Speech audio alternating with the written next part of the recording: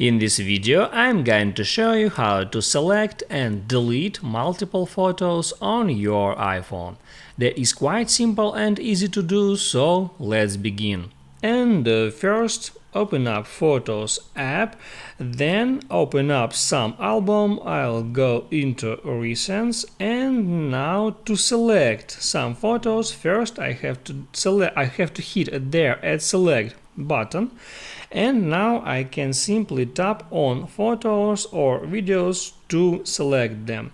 I can select them one by one, or I can hold down and drag in that way to select multiple photos at once.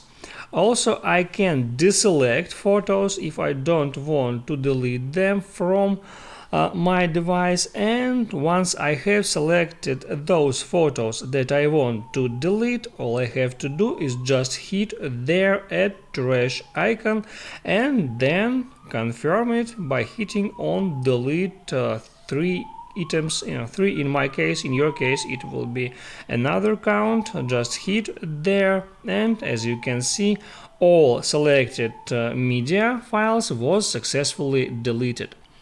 That's how it works. If this video helped you out, don't forget to like and subscribe.